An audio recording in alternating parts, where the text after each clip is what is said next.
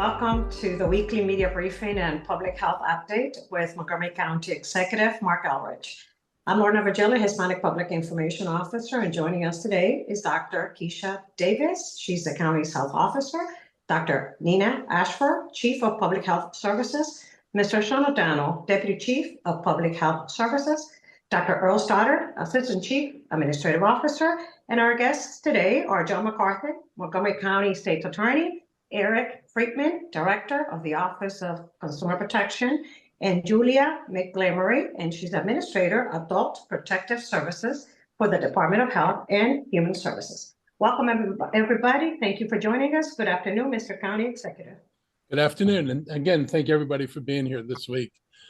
Last week, we talked about the gold bar scam and how the state's attorney's office filed charges against 5 people after nearly $3 million have been stolen from victims. And I appreciate having State's Attorney McCarthy join us today to talk about this case, as well as highlight the efforts of his office to protect our older adults. I've seen this for years. I mean, even back when I was a council member, John and his office were doing the rounds of community groups and, you know, some meetings at a number of different centers in order to raise awareness of the vulnerabilities that seniors have. And this is just another example of it. According to the key findings in the University of Michigan's national poll on healthy aging that was published last November, in the past 2 years, 75% of people aged 50 to 80 reported experiencing a scam attempt, and 30% experienced fraud. And if I had been polled, I would have been one of those folks in the 75% who did experience a scam attempt. Older adults facing cognitive or physical challenges are also more likely to be the target of a scam, and they have a worse fraud experience compared to those who are in better health. These are pretty alarming numbers, and with new technology and more sophisticated methods, we have to expect that this is going to get worse. Also, in the University of Michigan poll, it was noted that over 83% of all older adults want to know more about how to protect themselves from scams, and nearly all believe that policymakers and companies should do a better job of protecting people from scams. I've always been amazed at the inability of Congress to actually strongly legislate against this kind of action and provide penalties that would be truly a deterrent to doing what these folks are doing. But that's why I'm glad we have Eric Friedman, our Director of Office of Consumer Protection, along with Julia Montgomery from Adult Protective Services, to highlight some important resources and their outreach and engagement efforts. The county's Office of Consumer Protection was established in 1971 to ensure a fair marketplace for consumers and businesses within Montgomery County. Its mission is as clear today as it was back then: to protect health, welfare, and safety of the general public and honest business enterprises. Our Department of Health and Human Services is also worried about the financial exploitation of vulnerable adults, and Adult Protective Services follows up on tips from the public to help protect our aging population from abuse, neglect, and becoming victims of financial crimes. So I want to thank you, John, Eric, and Julia, for taking the time to be here, and I will turn it over to you. Thank you very much. Look, I'm honored to be involved in this partnership because I think that the number one way that we need to protect the people in this community, and I'm joining with the county executive and my dear friend Eric Friedman from Consumer Affairs, who we work with all the time in educating the community. Education is our best tool here. These scams are being operated outside of the United States. Why do I say that? Is because we have brought together, besides the wonderful work that Montgomery County Police has done to identify the victims and that have resulted in 5 arrests, we know that there are additionally nearly a total of 20 victims so far, with $6.1 million of losses in Montgomery County. As Mark alluded to in his comments, these scams are being targeted specifically and mostly in our county to senior members of the community. It is not exclusively a Montgomery County issue. We had the FBI, Homeland Security, here with us with Chief Yamada, warning the community about this last week. And we know that based on BOLO reports that have been sent out by the FBI beginning in January of this year, this is a nationwide problem, but has taken hold here in Montgomery County. It's international in scope. The thieves this is organized crime. It's originating outside the United States. According to the FBI, it primarily originates in India and China. The FBI has coordinated with the Indian government in one pretty massive arrest of a call center there. So a couple of words of advice to individuals regarding this scam. Number one, if a phone number comes up on your cell phone and you don't recognize it, do not answer the phone. Number two, if a pop-up ad comes up on your computer screen and you're at home, do not click on it. The chances of recovering the money in the scam, and this is how it works in a nutshell, someone will call you. They will pretend to be with the federal government. They will in some way communicate with you that your you've been hacked and your finances are in peril. They will ask you and say, we're from the government, we're FBI agents. We want you to convert all of your cash to gold bars. They'll tell you where to order the gold bars. When they're delivered, they will offer to come and keep them for safekeeping for you. And we had one victim in Montgomery County, one victim alone, who lost almost $1 million by herself. The federal government does not communicate with you by phone call. It doesn't arrange these kinds of scams. If you are overseeing the financial resources of a senior in our community, we ask that you warn them about this. I'm going tomorrow to my third senior community to talk about this. It's something we need to educate the community about. That's why I really welcome the invitation from the county executive to join you here today. I think it's about public education. Know that this is not the way the government does work, and you need, and I know my friend, Mr. Friedman talks about this all the time. Two most dangerous things in your home if you're a senior are your phone and your computer, because people have the capacity to literally get inside of your home to begin perpetrating these frauds against you. But we should be very thankful to the local police department. I want to give thanks to them. There's a Detective Petty who's led these investigations under the direction of Chief Yamada.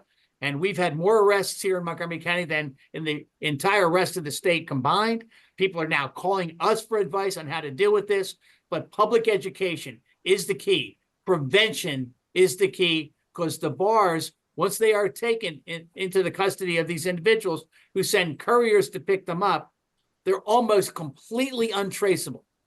So the best way we can protect our seniors and protect ourselves is through education.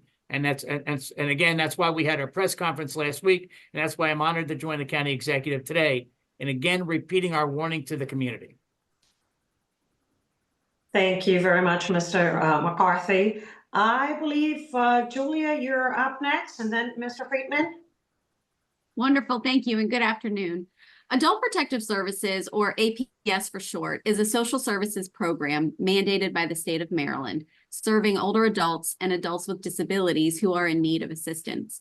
The APS team of social workers and nurses investigate cases of physical and sexual abuse, neglect, self-neglect, and financial exploitation. Financial exploitation includes the misuse, mishandling, or exploitation of property, possessions, or assets of vulnerable adults. It also includes using that adult's assets without consent, under false pretense, or through coercion and manipulation. 34% of Adult Protective Services investigations this year included financial exploitation as an allegation. This is a 76% increase in financial exploitation investigations over the last 10 years in Montgomery County. The APS team works with victims of financial exploitation and their supports to reduce the risk of further exploitation and to connect victims with supportive services to maintain their safety, health, and independence. APS works also closely with the state's attorney's office and Montgomery County Police Department through the Elder and Vulnerable Adult Abuse Task Force to address the increasing incidence of financial exploitation in our community. We also work with the task force and many additional community partners, such as the Office of Consumer Protection, to engage the community in outreach and educational opportunities, including our annual World Elder Abuse Awareness Day event each June. If a community member finds themselves or a loved one may have been a victim of financial exploitation, please call us at 888-777-3000 to make a report to Adult Protective Services. All reports are anonymous. Thank you so much. Thank you very much. Director Friedman? Well, thank you, Julia, and State's Attorney John McCarthy. You know, we all work together. No silos here in Montgomery County. We are all working together to protect the residents of Montgomery County. You know, the gold bar scam that John McCarthy's office has taken action against is probably the most recent type of imposter scams. But imposter scams facing consumers never end. And we really need to worry not just about gold bars, but we got to worry about the golden rules that we can do to protect our residents in Montgomery County. The types of imposter scams will always be out there and will always be changing. We're talking about IRS scam and Social Security scam and banks pretending that it's the real bank contacting you and it's not. There have been sheriff scams, police scams, jury duty, grandparent scams, post office, utilities, charities, Amazon, Federal Express. It never ends. Keep in mind that to these scammers, every day is Halloween. These imposter scammers are going to be using a mask and a costume or trying to convince us that they're someone other than they really are. And so it's very important to consumers to be very careful, as John talked about, with computers and telephones in our office and in our homes. They really are the most dangerous devices that are out there.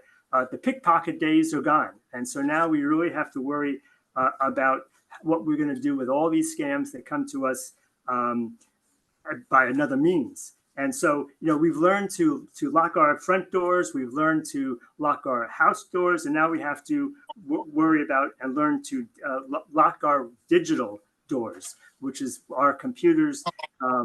And we have to make sure that we don't give passwords that are going to be obtained. We have to make sure that we treat our passwords like toothbrushes and keep that information private. We have been working to educate the residents of Montgomery County. Our office and the State's Attorney's Office has been going out. In fact, tonight we're going to be going to Leisure World with the police as well to talk about these very scams. We've been to Riderwood and Asbury Methodist Village and Holiday Park and the Rockville Senior Centers, and we've worked with Congressman Raskin's office and Senator Chris Van Hollen's office. And the Commission of Women is also having classes that we're going to be doing because the word has to get out there that we have to protect consumers. And it's a dangerous world, basically. I mean, we can't even trust our caller ID phones when we see who we think the person is. So it really is a situation where consumers have to hover over email messages. When you see one, do not click on it unless you are sure of who's on the other end of that computer. And you're better off contacting them and not listening to responses and fake email messages that you might be receiving. So we're lucky to have, as the county executives said, a vibrant and active consumer protection office that's been around for 53 years. We've got a great team here, and we will continue to help and protect consumers. We have our first podcast out there called Consumer Connection. We have on YouTube channel. Under ConsumerWise, we have a wealth of information there, and we're here to help work with everyone to protect our residents in Montgomery County. Thank you, Director Friedman. Members of the media, we will open it up right now for questions regarding protecting older residents financially. Please raise your hands if you have any questions for our guests today.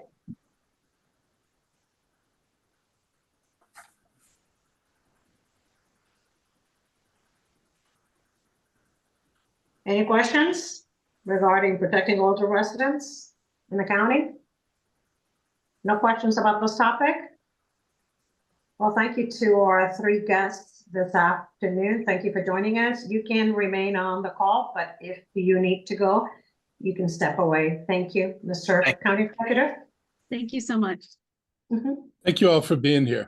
I want to share some important phone numbers that can help victims and family members that want to report anything strange. The Adult Protective Services hotline is 240-777-3000, and it's available at any hour every day of the week. And the Office of Consumer Protection has an anonymous tip line, which is 240-777-3681. County residents can also call 311 for help.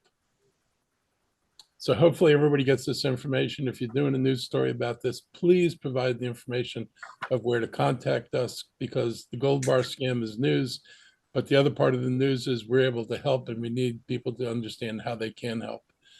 Moving on, teachers returned to school on Monday to prepare for the students in the start of the school year. And in some places they were greeted with hate language. And this has now occurred multiple times.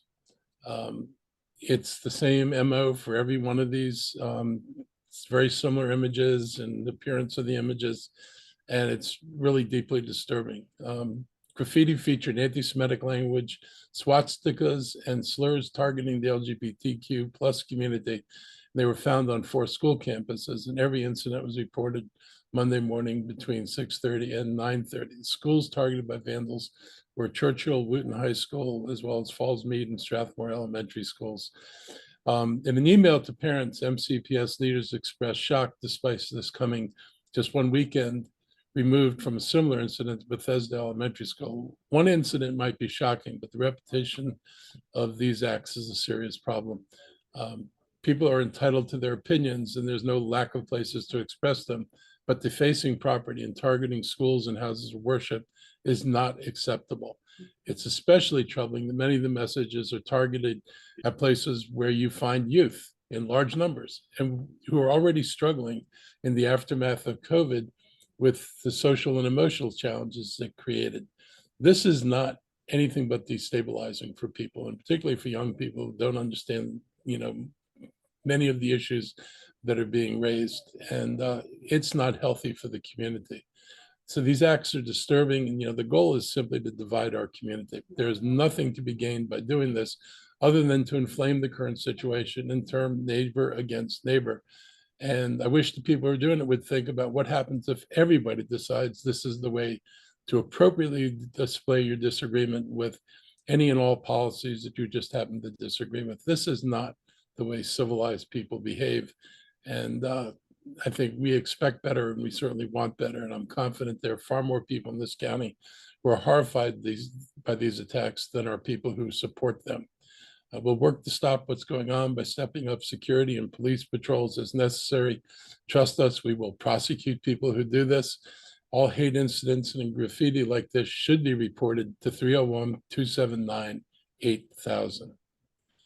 On Saturday morning, we had a devastating fire that impacted dozens of families in Clarksburg. The fire left 24 apartments uninhabitable and displaced 43 residents. 2 residents were treated for minor injuries. 3 family pets were killed. I want to thank our first responders and partners for the quick response to this fire. It started with firefighters who helped get people to safety and put out the flames. More than 75 firefighters were called to the scene, and 4 were hurt, but luckily no one suffered any critical injuries. Red Cross and the Department of Health and Human Services have been working closely to help fulfill the needs of these families. They work to provide temporary shelter for some victims, while other volunteers like Clarksburg Closet Support supplied essentials like clothes and toiletries. If anyone has any questions or needs help directly from the county, I hope they call our DHHS navigation phone line. That number is 240-777-4141. Also, if you want to help families impacted by the fire, the county has joined with MHP to help identify unmet needs and to manage donations. So visit MHP, actually I'll say this better, mhpartners.org, one word, MH Partners, for more details. While the investigation to this fire is ongoing, it was an act of arson and a juvenile suspect has been charged. The suspect was quickly identified because there were at least 2 similar previous incidents of fire setting. I was angered and disappointed to hear that the Department of Juvenile Services released the juvenile again and did so without any kind of monitoring for him. This juvenile clearly needs significant interventions. He needs help. But DGS has left both the community at risk and failed to provide a timely mechanism for this youth to receive support before they cause other harm.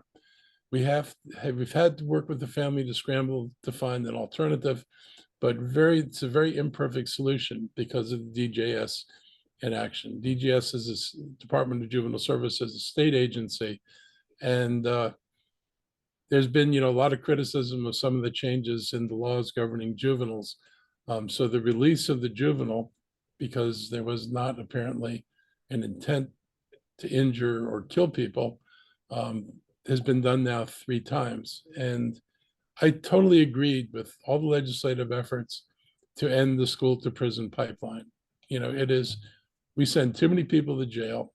We sabotage them for the rest of their lives. And doing this to young people is really inappropriate. And doing it to people who have mental health problems is just the totally wrong solution. So jail was the wrong place to put people. But in supporting the changes that kept people out of jail, myself and others advocated that we've got to create a system where people who need help actually get help. If you just simply return them to an environment where they weren't able to get any help, even when the parents tried to get them help, all you're doing is making this situation worse. So when the state has a facility that's meant for a person like this, the state needs to use the facility. And we continue to urge them to get this kid the help he needs, because if he ever hurts somebody, then he's going to wind up with adult criminal charges, and then it's going to be jail. And then all this talk about helping somebody avoid jail is going to be for nothing. So I hope we can reach an agreement and also start setting up programs that provide the kind of space for people who need help, so that instead of waiting for them to get arrested, we get them help before they need to be arrested. So that's my soapbox on that for today. But it's frustrating because it's great to care about kids, but then you got to actually demonstrate that you're going to do the things they need so they don't wind up in the place you're trying to keep them out of. On to other things. Later this week, I'm going to join Democratic leaders from around the nation in Chicago for the Democratic National Convention. I've never attended a national convention before, so I'm looking forward to the experience. And it's a good reflection of the importance of Maryland and the Democratic Party that have so many key speakers at this gathering. I had the opportunity to listen to Jamie Raskin's speech yesterday, and it was masterful as usual. And I look forward to listening to Angela Alsobrooke's speech tonight. And I believe Governor Moore will be addressing them tomorrow evening. I also watched President Biden's speech last night, and I was glad to see he received so much love and gratitude for the great job he's done as president. A few weeks ago, when he decided not to run for election, I shared my opinion that he's been one of the best presidents for working families since FDR. And I'll be more blunt than that. He's been the best president for working people and working families since FDR. And his commitment to, economic justice and trying to make it possible for everybody to build the kind of life that, we used to call the American dream is, I think unparalleled. That he's the only president to walk a picket line. And I'm really glad to see he had the courage to do that. Interesting thing about doing these weekly media briefings for the entire tenure of Biden's presidency is that I can literally go back and watch my reactions and responses to the challenges that we faced in January of 21. COVID was flaring, hospital and ER rooms were at capacity. We had an insurrection. We had to send our police down to DC to help deal with it. And the economy was struggling. The difference between how Biden handled all these issues and the Trump administration handled the pandemic was noticeable immediately. There was a swift rollout of vaccines. There was the implementation of relief measures that helped protect our community's health and stabilize our local economy during the unprecedented crisis. And the Inflation Reduction Act continues to bring substantial benefits to our county. We are applying for grants. We have been the recipients of grants. This legislation helps to reduce inflation. It helps us meet the needs that we've identified without having to solely rely on tax dollars or worse of all, not do anything at all because there's no funding to do it. So this has been really important for us. It helped reduce inflation, which is still not down far enough, and that I blame on a certain head of the Fed, but I think interest rates should begin dropping next month. But it also provided provisions for lowering prescription drug costs and extending health insurance subsidies and investing in renewable energy. These measures directly support the well-being of our residents and contribute to a more sustainable future. And anybody who's willing to tackle big pharma and be willing to intervene when drug prices are clearly completely out of whack compared to what they should be and compared to the cost that it costs to produce these drugs. The idea that insulin had to be regulated is just ridiculous. And if you ever want to have fun, pick a drug or prescription you get, and then go to England or look in England, look in Canada, and look in Europe to see what they pay over there from the same pharmaceutical companies for the same drugs over here that we're paying multiples of what they pay overseas. These actions have provided us with a stronger framework to address the climate crisis, to protect our communities and protect our natural resources. So I really have appreciated his leadership. And he's also focused on creating a stronger economy that's yielded positive outcomes for working families. The initiatives like the American Rescue Plan, we've seen investments in infrastructure, education, workforce development that have bolstered economic opportunities for our nation. And he always put the needs of working women first. He was quite remarkable in doing that. He's been the right president at the right time, and history is going to note that Joe Biden achieved more in 4 years than many presidents achieve in 8. So I appreciate his leadership. I really appreciated the warm reception he got last night. And I think if anybody listened to his speech, it was pretty strong and it was pretty focused, and it was not the way it came off. He was not the way it came off in that unfortunate debate. I was really appreciative of the message. Also last week, as I mentioned, I was in Ocean City, Maryland for the National Maryland Association of Counties Summer Conference. And among the topics we focused on were childcare, Medicaid, and K-12 education. There was a lot of discussion in sessions regarding the impact of AI on local governance, and some of our county employees were on panels, as well as our initiatives were being spotlighted, such as the Drone as First Responder program. We're still the largest jurisdiction in the country that has this program, and I'm one of only a very few that has it, and it's been successful enough. And I've mentioned this before, they're actually going to be expanding the program. On the last day of the conference, we heard from Maryland Governor Wes Moore, and I appreciated the governor's candor about the challenges we face, and also his optimism that Maryland can continue to prevail.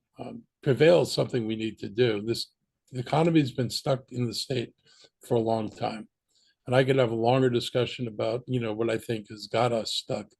But the governor is looking at it and examining, how did we get in this mess? It's one thing to bemoan it, which I think people are pretty good about bemoaning these things. It's another thing to actually analyze what things you do to be successful. In Montgomery County, we've been spending a lot of time analyzing Virginia's path to success, and we can point to the year and the events that led to the change in Virginia's trajectory and the corresponding failure of the county to do the kind of things that Virginia did in order to set the groundwork for the kind of development they had. And it may surprise many of you to know that it was a Republican legislature and a Republican governor that set in place the structures in Virginia that made it possible for the Northern Virginia counties to succeed. And there'll be much more about that as we go through the coming weeks. Moore understands how addressing social issues gives everyone a better opportunity to succeed. It's hard to enjoy the American dream if you don't get the education you need, if you're living in, inadequate housing, if you're rent burdened, and if you're housing cost burdened. All those things are impediments to adults and to children. And I share in the governor's plan to restore Maryland's as a leader in public education, which we used to be. And we're still pretty high ranking in the country, but we're no longer the top. And there was a time when we were, and we've gotten away from that. And we need to get serious at putting ourselves back where we belong. Governor Moore was unequivocal in his support for the blueprint and the urgency to fund its requirements. But, other settings, he also recognized that we're going to have to talk about how and when we do things, because between the state's challenges and local government challenges, the ability to manage this on the previous timeline is not likely. The state doesn't have the funds to provide the support that many of us expected that would come from the state. And you can't spend what you don't have. None of our budgets allow us to do that. So there's going to have to be some adjustments to our ability to deal with the blueprint, and I think focus on, really priority issues. Hopefully we'll get to that point and we'll be building a stronger economy while we're doing that work. The governor is also very clear the state's facing the structural budget and revenue challenge. At MACO, I did take every opportunity to talk about and share my thoughts with county and state leaders on my hopes for tax reforms, more local tax autonomy, and a progressive tax rate, all things that can be done while reducing the tax burden on most residents in the county and in the state, as well as enabling us to build an infrastructure we need to support and foster economic growth. We have to find ways to do these things. And it's a path that Northern Virginia took, but our county and our state ignored. It's time to stop ignoring it and get down to doing the things we need to do. I look forward to continuing these conversations with state and county leaders, as well as our residents over the coming months prior to the 2025 General Assembly session. Before I take your questions, I'll give my health team an opportunity to update you on any of the current health issues, and then we'll be back for questions. So thank you. Thank you, Mr. County Executive. We just want to put a friendly reminder, school starts next Monday, which means if you have not gotten your kiddos vaccinated yet, please take the opportunity to do so. There is an event on Saturday at Montgomery Wheaton Mall. We will have our team there providing free back-to-school vaccinations for all of our young people. So please do take advantage and make sure that your children are vaccinated. I'll turn it over to Sean. Thank you. Thank you. Just a reminder that we are still in the summer COVID wave of transmissions. All of our other respiratory diseases are down, but COVID is still sending people to the hospital. It's also ragweed season, so those of us who suffer from ragweed are well aware that this happens in August, and it doesn't necessarily mean you have a respiratory disease. But if you have something new and it's causing symptoms that you don't normally experience, please take care of yourself, stay home if you're sick.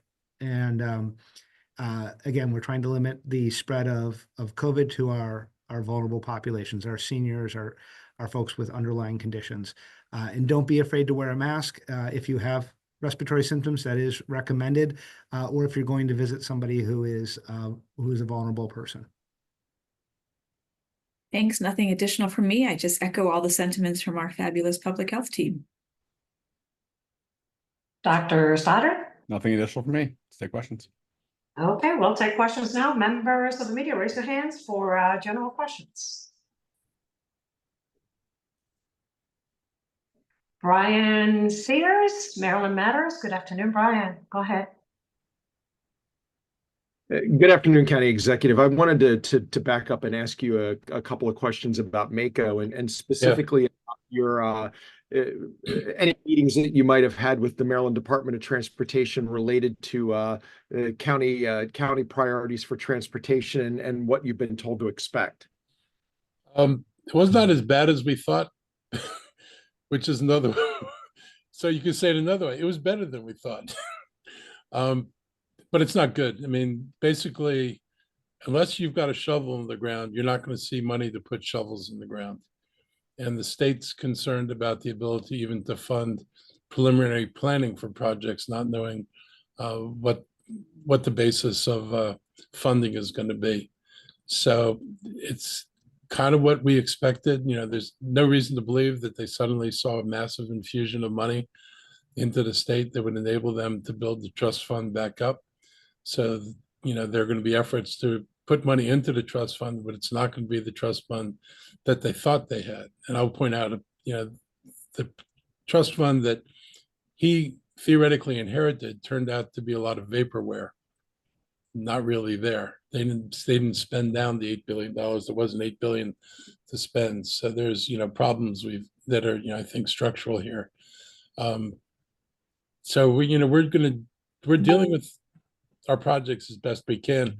But this is one of the issues we've raised with the state, and there's a lot more sympathy to it now, is moving to the system that Virginia uses, where they use special taxing districts to raise revenues. It's on commercial property, but it's only used to build transportation projects that benefit, commercial property. So all you got to do is look at Virginia, which everybody likes to do, better than staring at your navel, I suppose.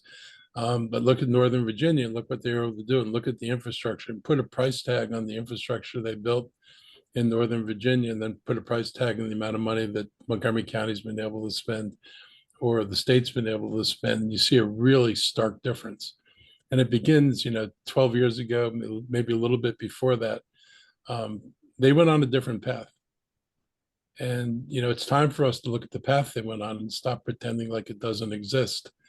And people need to stop saying that Montgomery County is a higher tax jurisdiction than Fairfax, because when it comes to development, if you want to be specific about the thing that provides jobs and economic growth, Virginia way outspends us and way out taxes commercial property compared to the tax rates in Montgomery County.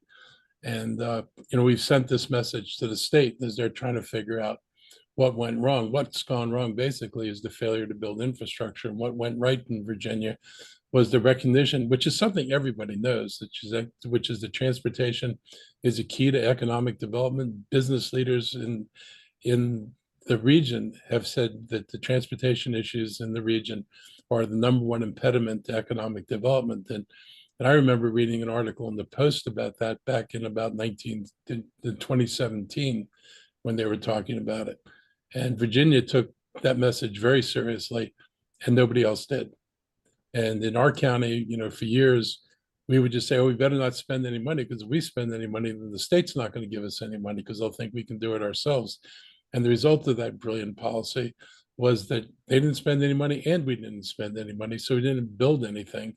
All these things that sit in master plans never got done, while Virginia promptly went ahead and built out the plans they had. So, you kind of get what you pay for. And in this case, weren't willing to pay for very much. We didn't get very much. And Virginia provided a much more attractive environment in terms of transportation, which means workers and customers being able to come to where you are. And Montgomery County did not do that. And I think it's time to take our heads out of the sand. I've been preaching this for a while. Hopefully people have listened to enough bad news for a while. They're actually going to be willing to do something about it. And if we don't do anything about it, we shouldn't expect any better results than we've got so far. Hey, County Executive, in my conversations with some of your colleagues and peers in other counties, there were two issues that came up, and I'd like to ask you about both of them. The first one being that a number of them told me that in their meetings with MDOT, they were informed that projects that were of particular importance to them were being delayed, or I believe the word that was used was paused. Is Montgomery County in a similar situation, and what projects of particular importance were paused or delayed? We didn't get a list of specific projects. It was they don't say this is delayed and that delayed, but their basic message was, if there's a shovel in the ground that we've made an investment in, that funding is what we're going to be able to continue. But they may not be able to continue even things like planning for a project. And so if you delay planning, you just further delay even the time you can put a shovel in the ground. So, and it was pretty clear that even shovel-ready projects aren't going in the ground with the amount of money they have. Now, the legislature could remedy some of this stuff. They could make decisions on how to raise revenues. And I haven't been shy about this. This state doesn't do combined reporting. The former Confederate states, where everybody likes to say, oh, they're going to Texas, they're going to South Carolina, they require their businesses to do combined reporting. Florida does combined reporting. So Republican states apparently understand that you should tax corporations for the businesses that are done in your state. We have not gotten that message through in Maryland. That would open a lot of money to the state of Maryland on an ongoing basis. It's not a one-time benefit, it's multi-year benefit. Working with us to create a tax structure where counties are able to tax like they do in Virginia, with the caveat again that it has to be used for transportation, and the state would not have to fund the amount that they currently have to fund. And, you know, just so everybody understands, I mean, Montgomery County delegation is far from the majority of the state, any county, and all the rest are smaller than us. So the idea that you're going to get legislators across the state to pour all this money into funding for the large counties is just not realistic. It's never been realistic. The ability of the state to manage all the projects that people want is just not possible. And so they're going to have to do something. I'm hoping that the state or the state reaches the conclusion that they should give counties the ability to do what they need to do, because, you know, we can explain it locally. We can assure people that whatever we do, the revenues are going to be spent locally. It's an advantage that we have that the state doesn't have. So I'm hoping that, and I know other jurisdictions, I will point out, MACO supported this position last year. And when MACO supports it, it means that the majority of the Democratic and Republican jurisdictions all want to be able to do this, because everybody realized no state money, no projects. That is no way to run a government, no way to, you know, build what you need. So I'm not optimistic that they'll get everything they need. I hope the legislature gives them some ability to raise some additional funds, that we're willing to look overall at the tax structure so we can bring some of the money in. You got, I think it's something like 41 companies to pay, corporations pay no taxes here. That's a joke. I mean, why does a small businessman, the guy running a sub shop on the street corner, pay taxes and a large corporation not pay taxes? County Executive, the last thing I wanted to ask you about was the other thing that your peers have talked to me about, which was, again, in their discussions with MDOT. There seemed to be some discussion about counties being able to move forward with projects that may not be necessarily shovel ready if they were willing to come up with match money, the state share on their own. Were those also part of your discussions? And well, that's exactly what I've been talking. That's the whole thing I just talked about. The counties can't come up with the money unless they've got taxing authority. The state has, you know, really held tight to the taxing authority. Ironically, the ability to raise, for example, to have a differential rate on commercial and residential property is allowed for municipalities. So every municipality in Montgomery County can have different rates of taxation, but counties aren't allowed to do that. And so it creates a poison pill for us. So if I wanted to raise money for bus rapid transit, I would have to, if I added a penny to the tax, it would not only sit on the developer, but would also sit on the county residents. And because $2 out of $3 we raise comes from county residents, basically, instead of having development pay for the infrastructure like they do in Virginia, we would be putting the burden primarily on taxpayers here. I don't want to do it. We don't need to do it. We shouldn't do it. And I think the other counties feel the same way. They don't want to pass these general taxes on to everybody in the county. They want to focus on the beneficiaries, which are going to be the areas we're trying to develop. And, you know, like I said, all you got to do is look at Virginia and see what they did. Thank you, Mr. County Executive. Thank you, Brian. Up next, Kevin Dupree, DC News Now. Good afternoon, Kevin. Yes, good afternoon, and thank you all for your time. I wanted to go back to the bias-related vandalisms at the schools and in places of worship in the county. County Executive, I just wanted to ask you, have you had kind of some collaborative conversations with MCPS, MCPD, and yourself? And if so, can you talk to me a little bit about, you know, what those conversations have been like? I think, you know, the problem is just basic frustration over how you manage this. I mean, you don't know who the people are who are perpetrating it. Somebody gave the example, you might get camera footage, but if somebody's wearing a hoodie or a mask, you're not able to identify the people doing this. I think, you know, my conclusion is you're just going to have to provide more surveillance, and you're going to have to provide more covert surveillance until you actually find the person doing this, person or persons who are doing this, and bring them in, take them off the street. And then you know, my view is we will fully prosecute these people. You've got to be able to fully prosecute. But the schools, you know, it's their property, but they have no idea who's doing it. The police, if they had an idea who was doing it, they would have arrested them by now.